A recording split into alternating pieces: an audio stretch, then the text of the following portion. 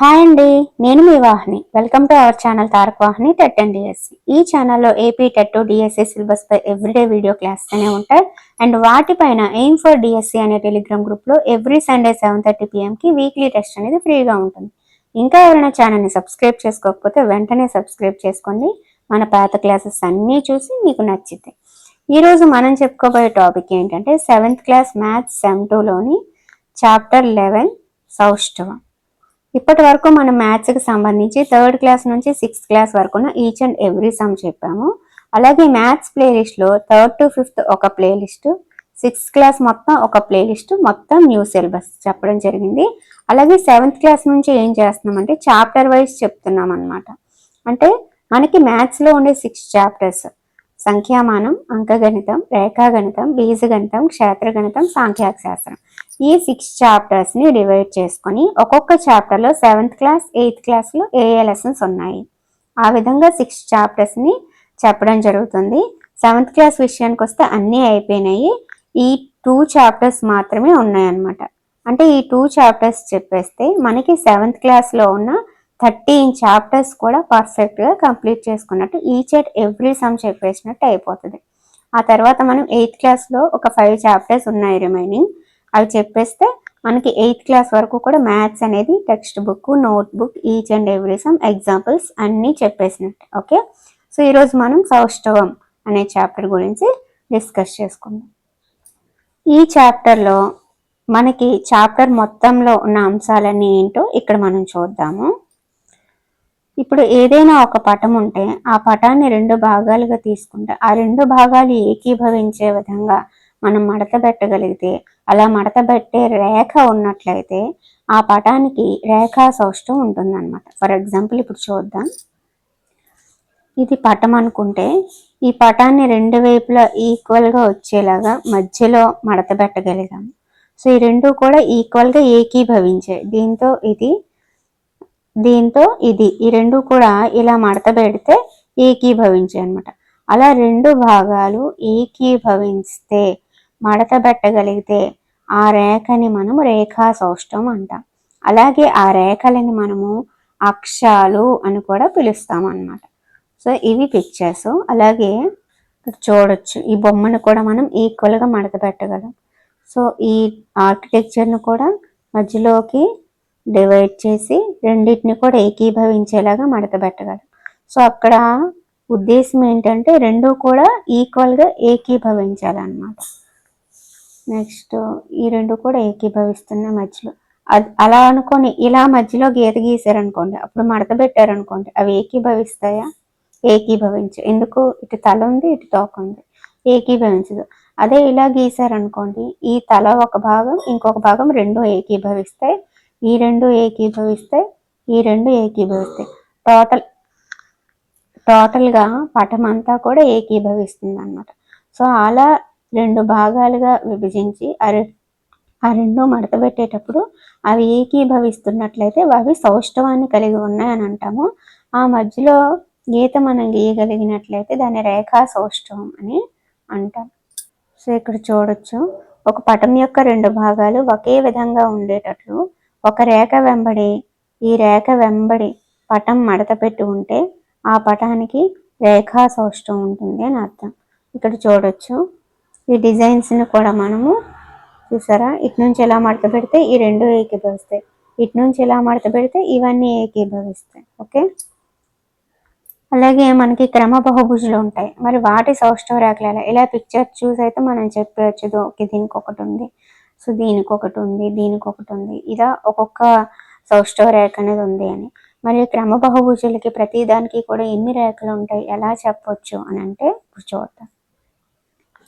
క్రమ బహుభుజులు సమాన భుజాలు మరియు సమాన కోణాలను కలిగి ఉంటాయి. అవి బహుళ అంటే ఒకటి కంటే ఎక్కువ సౌష్ఠవ రేఖలను కలిగి ఉంటాయి. సాధారణంగా ప్రతి క్రమ బహుభుజికి కూడా ఎన్ని భుజాలు ఉంటాయో అన్ని సౌష్ఠవ రేఖలు కలిగి ఉంటాయి అన్నమాట. ఫర్ ఎగ్జాంపుల్ ఇప్పుడు క్రమ షడ్భుజి అన్నాం అనుకో, దాని భుజాల సంఖ్య 6 కాబట్టి సౌష్ఠవ రేఖల సంఖ్య కూడా 6. అలాగే పంచభుజికి 5, చతురస్రంకి 4, సంబాహు త్రిభుజానికి 3.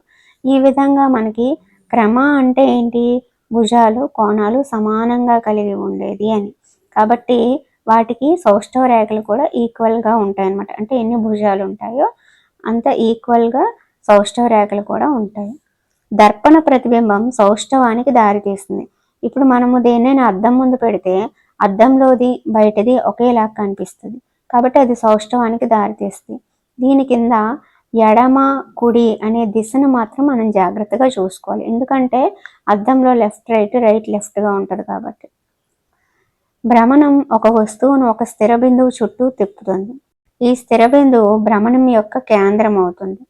వస్తువు తిరిగే కోణం ఏదైతే ఉందో, అంటే ఈ బిందువు చుట్టూ ఏదైనా ఫర్ ఎగ్జాంపుల్ ఇలా తిరుగుతుంది అనుకో, అప్పుడు ఇది ఏమవుతుంది అంటే కేంద్రం అవుతుంది. సో ఇది తిరిగే కోణం ఏదైతే ఉందో అది భ్రమణ కోణం అవుతుంది అన్నమాట. అర్ధ భ్రమణం అంటే 180 డిగ్రీస్ అని, పావు భ్రమణం అంటే 90 డిగ్రీస్ భ్రమణం అని.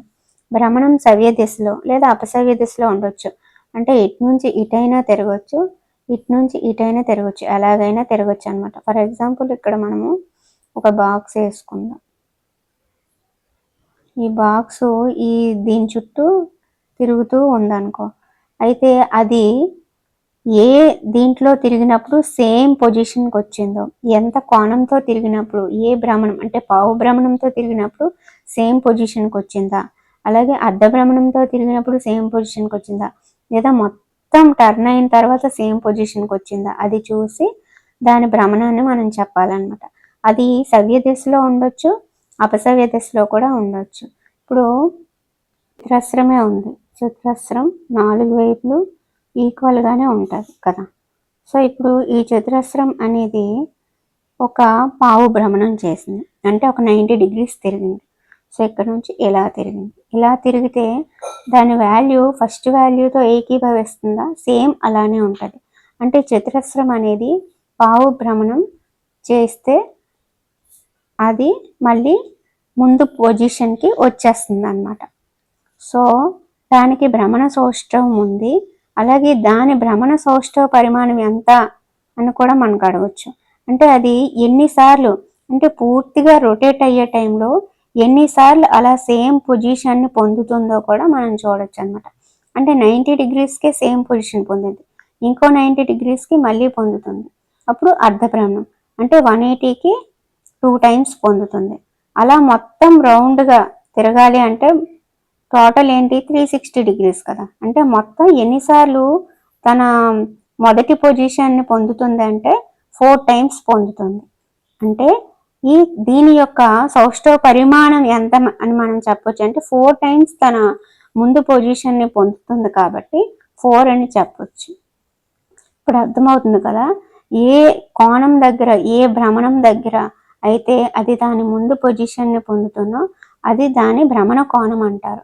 మరి భ్రమణ సౌష్ఠవ పరిమాణం అంటే ఏంటంటే అలా మొత్తం రౌండ్గా 360 డిగ్రీస్ తిరుగుతున్న క్రమంలో ఎన్నిసార్లు అది అలా పొందగలిగింది అనేది భ్రమణ సౌష్ఠవ పరిమాణం అవుతుంది.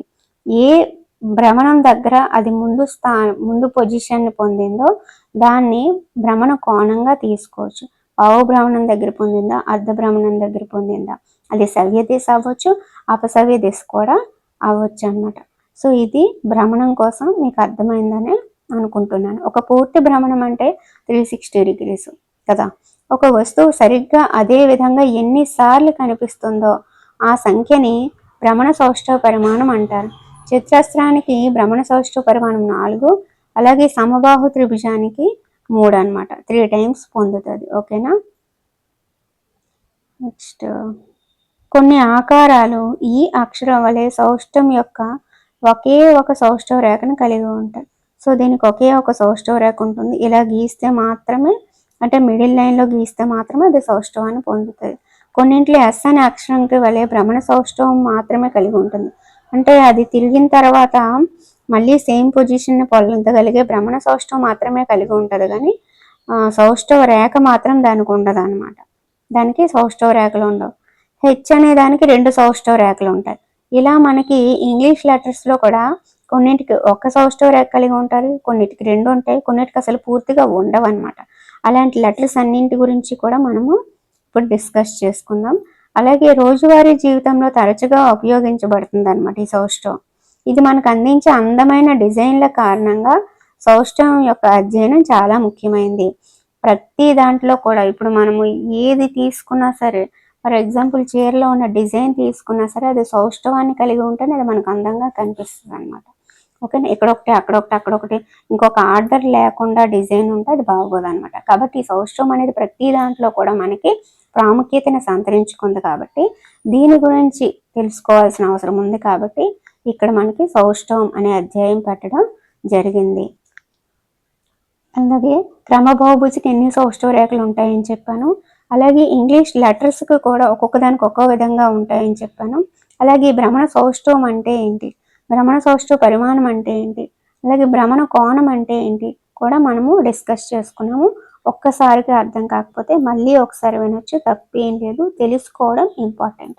ఓకే, ఇప్పుడు మనము ఎక్సర్సైజెస్ చేస్తూ ఉంటే, సమ్స్ చేస్తూ ఉంటే దాని మీద ఎలా వస్తుంది అనేది మీకు చెప్తా ఉంటే మీకు అర్థమైపోతుంది. ఓకే, ఇక్కడ సౌష్ఠవానికి సంబంధించి మనకి ఎగ్జామ్ దృష్ట్యా ఏవి ఇంపార్టెంట్, ఎలాంటివి అడగొచ్చు అనే దాని మీద మీకు కొన్ని అంశాలు అనేవి ఇక్కడ రాయడం జరిగింది.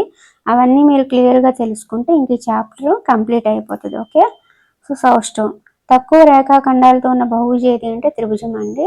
సౌష్ఠవం యొక్క రేఖలని అక్షాలని కూడా పిలుస్తారు, ఇందాక చెప్పాను. బహుభుజి అనేక రేఖాఖండాలతో తయారు చేయబడిన సంవృత పటము తెలుసు. బహుభుజి యొక్క అన్ని భుజాలు కూడా సమాన పొడవు మరియు అన్ని కోణాలు సమాన కొలతలను కలిగి ఉంటాయి. దానిని క్రమ బహుభుజి అంటారు. ఎగ్జాంపుల్ సమబాహు త్రిభుజం, చతురస్రం. అలాగే మీకు చెప్పాను చతురస్రంలోని ప్రతి కోణం కొలత 90 degrees, సౌష్ఠవ రేఖలు 4 అని చెప్పాను. అలాగే క్రమ బహుభుజి అన్నారు అంటే ఆ బహుభుజిలో ఉన్న భుజాల సంఖ్యని బట్టి మనము సౌష్ఠవ రేఖలు ఎన్ని ఉంటాయి అనేది కూడా చెప్పొచ్చు అని చెప్పాను. సో పంచభుజి అంటే సౌష్ఠవ రేఖలు 5, షడ్భుజి అంటే సౌష్ఠవ రేఖలు 6 అని క్లియర్గా తెలుస్తుంది. అలాగే పంచభుజిలో ప్రతి కోణం కొలత 108, షడ్భుజిలో అయితే 120 degrees. ఓకే, ఇప్పుడు ప్రతి క్రమ బహుభుజ భుజాలకు సమానంగా సౌష్ఠవ రేఖలు కలిగి ఉంటుందని తెలుసుకున్నారు కదా. అయితే ప్రతి పటం కూడా అంటే మనకి ఏవైతే ఇవ్వడానికి అవకాశం ఉన్నదో ఆ పటాలు అలాగే వాటి సౌష్ఠవ రేఖలు కూడా మనం ఇక్కడ తెలుసుకుందాం. మనకి టెక్స్ట్ బుక్లో దీని ఒక్కదాని గురించి చెప్పడం జరిగింది. అంటే 120 degrees దగ్గర ఇది సంబాహు త్రిభుజం అనేది దాని ముందు స్థానాన్ని పొందుతుంది. అలాగే మనకి 3 times పొందుతుంది. కాబట్టి దీని భ్రమణ సౌష్ఠవ పరిమాణం ఎంత అంటే 3. ఓకే, సో 120 పొందుతుంది అంటే 360 degreesలో ఎన్నిసార్లు పొందుతుంది అంటే 3 సార్లు పొందుతుంది. ఓకేనా, సో ఇప్పుడు చూద్దాము. సంబాహు త్రిభుజం యొక్క సౌష్ఠవ రేఖలు ఎన్ని అంటే 3. ఎందుకంటే ఇది ఒక క్రమ బహుభుజి కాబట్టి ఇందులో భుజాలు 3 కాబట్టి 3. సో మీరు పిక్చర్ వేసుకొని కూడా ట్రై చేయొచ్చు. సమద్విబాహు త్రిభుజానికి ఎన్ని అంటే 1 అండి. విషంబాహు త్రిభుజానికి సౌష్ఠవ రేఖలు ఉండవు. ఓకే, చతురస్రానికి 4, దీర్ఘ చతురస్రానికి 2, రాంబస్కి 2, ఒక సమాంతర చతుర్భుజానికి ఉండవండి, చతుర్భుజానికి ఉండవు. అదే షడ్భుజకి అయితే 6 చెప్పాను కదా. వృత్తానికి అయితే అనంతం అండి, వృత్తానికి సౌష్ఠవ రేఖలు అనంతంగా ఉంటాయి. అండ్ ఇంకొకటి కన్ఫ్యూజ్ అయ్యే విషయం ఏంటంటే మనకి లెటర్స్ ఉంటాయి కదా, ఆల్ఫాబెట్ ఉంటుంది కదా, అందులో ఓకి అలాగే ఈ వృత్తానికి మనం కన్ఫ్యూజ్ అవుతాం. నేను ఆల్రెడీ కన్ఫ్యూజ్ అయ్యాను, మళ్ళీ కరెక్ట్ చేసుకున్నాను అనమాట. ఇక్కడ నేను ఓ అయితే కరెక్ట్గా వేయలేదులేండి, కానీ మీరు ఒకసారి ఏబిసిడి చార్ట్ కానీ లేకపోతే టెక్స్ట్ బుక్స్లో కానీ ఓని గమనించండి. అది పూర్తి వృత్తంలాగా ఉండదు, అది ఇలా ఉండడం జరుగుతుంది. సో దానికి 2 మాత్రమే ఉంటాయండి. అది ఓకి మాత్రం సౌష్ఠవ రేఖలు అనంతం అని చెప్పి అనుకోవద్దు. ఓకే, సో ఇదన్నమాట. వీలైతే నోట్ చేసుకోవడానికి ట్రై చేయండి. ఇప్పుడు ఆంగ్ల అక్షరమాల సౌష్ఠవ రేఖలు మనం చూద్దాము. ఏకి 1 అండి, బికి 1, సికి ఉండవు అని చెప్పి అనుకుంటారు కానీ కాదు. సికి 1, డికి 1, ఈకి 1, ఈకి చెప్పాను కదా ఇలా గీస్తే మాత్రమే 1 ఉంటుంది అని చెప్పి. సో ఎఫ్కి ఉండవండి, జీకి ఉండవు, హెచ్కి 2 ఉంటాయండి. సో మనం నిలువుగాను గీయచ్చు, అడ్డుగాను గీయచ్చు. ఐకి 1 ఉంటుంది మిడిల్లో, జేకి ఉండవు, కేకి 1 ఉంటుంది, ఎల్కి ఉండవండి, ఎంకి 1 ఉంటుంది, ఎన్కి ఉండవు, ఓకి 2. ఇది ఇంపార్టెంట్ అన్నమాట. పీకి ఉండదు, క్యూ ఉండదు, ఆర్కి ఉండదు, ఎస్కి ఉండదు, టీ ఒకటి, యూ ఒకటి, వి ఒకటి, డబ్ల్యూ ఒకటి అనమాట. ఆ తర్వాత ఎక్స్కి 2 ఉంటాయండి, వైకి ఒకటే ఉంటుంది. ఎందుకంటే మనము రాసేటప్పుడు వై ఇలా రాస్తాము కాబట్టి మనకు ఉండదు అని అనిపిస్తుంది. మీరు క్యాపిటల్ వైని తీసుకోవాలి. ఇప్పుడు తీసుకుంటే మనకి మిడిల్లో ఇలా గీత గీసుకున్నామంటే ఒకటి ఉన్నట్టు తెలుస్తుందండి. సో నేను కూడా కన్ఫ్యూజ్ అయ్యాను, మామూలుగా ఇలా వై రాసి అందుకే మళ్ళీ కరెక్ట్ చేసి రాసుకున్నాను అనమాట.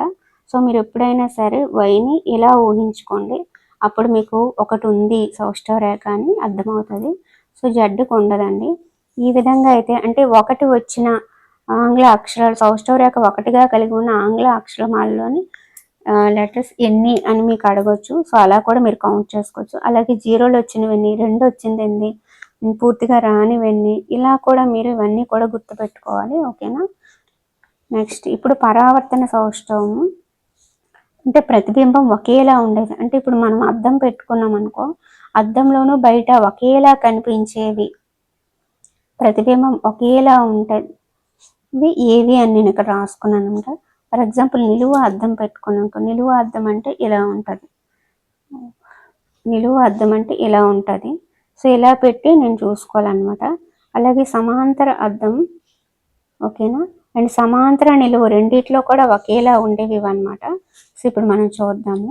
నిలువు అద్దంలో ఒకేలా ఉండేది AHIMOT UVWXY అండి. అదే సమాంతర అద్దం అనుకో, మీరు ఒకసారి ట్రై చేయండి, ఇక్కడ బి రాయండి, అంటే అద్దం ఇలా పెట్టండి, ఇక్కడ కూడా బి అలానే కనిపిస్తుంది. అలాగే CDEHIOX అలా కనిపిస్తాయి అన్నమాట. కానీ ఇవి మళ్ళీ సమాంతర అద్దంలో అలా కనిపించాయి, ఇవి నిలువు అద్దంలో మాత్రమే అలా కనిపిస్తాయి అన్నమాట. ఓకే, అండ్ రెండిట్లోనూ ఒకేలా కనిపించే లెటర్స్ ఏంటి అంటే ఇవన్నమాట, HIOX. ఇవి మనకి టెక్స్ట్ బుక్లో కూడా అడగడం జరిగింది. సో అందుకని నేను ఇక్కడ రాశాను అనమాట. ఓకేనా. సో ఇదన్నమాట సౌష్ఠవం కోసం మీకు అందించాల్సిన ఇన్ఫర్మేషన్ మొత్తం అందించానని అనుకుంటున్నాను. ఓకేనా. సో వీలైతే నోట్ చేసుకోవడానికి ట్రై చేయండి. Okay friends, thank you.